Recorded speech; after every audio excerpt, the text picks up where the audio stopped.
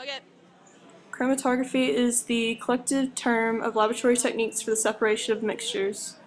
Mixtures dissolved in a fluid is called mobile phases, which carries it through a structure holding another material called stationary phases. The various constituents of the mixture travel at different speeds, causing them to separate. The separation is based on a differential partitioning between the mobile and stationary phases. Subtle differences in a compound's partition coefficient result in differential retention on the stationary phase, thus changing the separation.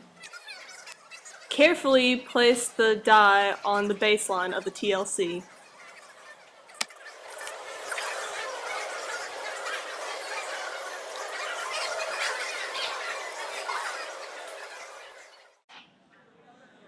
First, add solvent in the beaker. Make sure it is below the baseline of the TLC. And then do the, yeah. Then place the TLC in the beakers, and then saran wrap the beakers.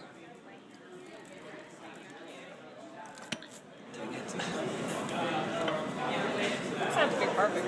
Yeah, it's cool.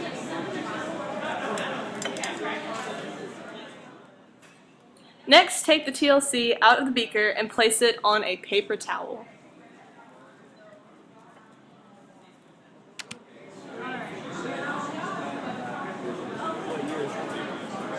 You can grab it from the top, that's fine.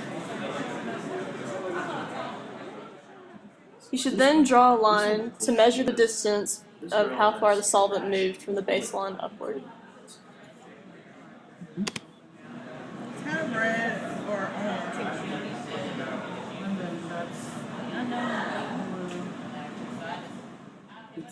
Next, you want to measure the distance from the baseline to the top of the die.